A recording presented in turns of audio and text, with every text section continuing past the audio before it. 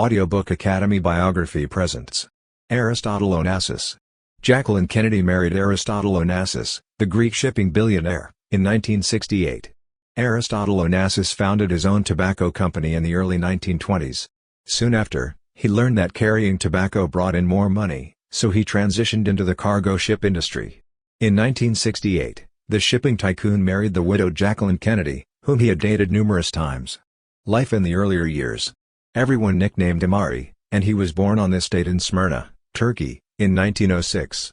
His father, who had thought Ari would take over the family's tobacco business, was furious that son did so poorly in school.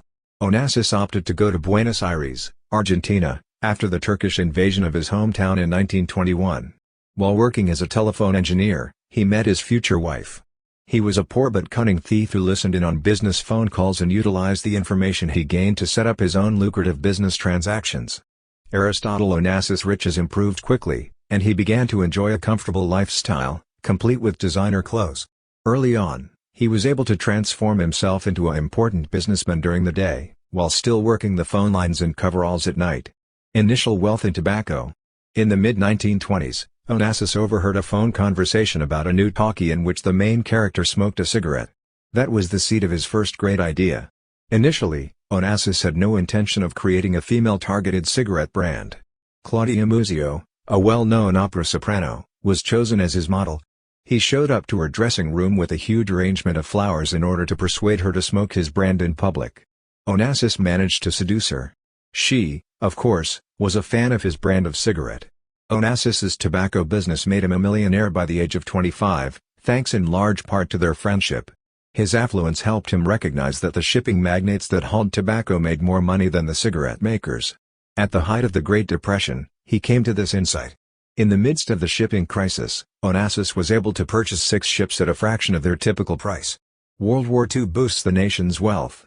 By registering his cargo ships in Panama before the onset of World War II, Onassis gained tax-free status and decreased his overhead, making him one of the world's lowest-cost shipping merchants. Even though it was illegal for non-citizens to buy a military surplus, he made a deal with the United States government to ship military equipment at a discount in exchange for the United States providing him with very favorable prices on war surplus cargo ships. Consequently, he was able to amass the largest private fleet in the world. According to historical records, Onassis did not lose any of his ships throughout the battle.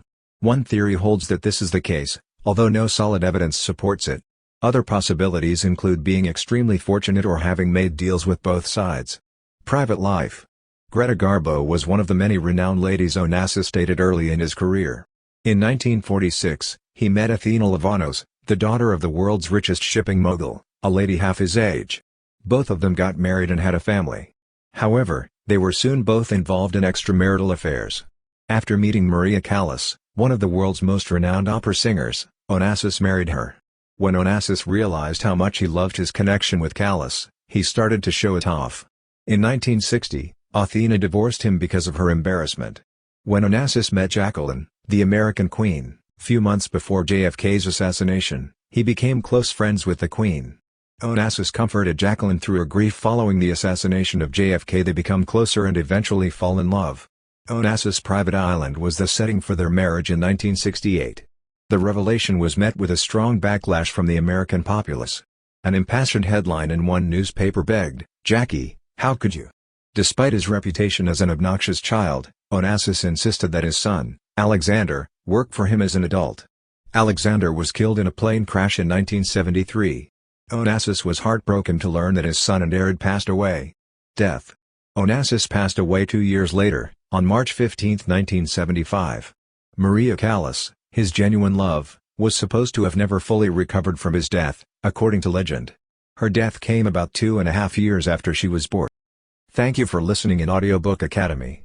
Don't forget to subscribe and smash that like button for more content like this. See you in next video.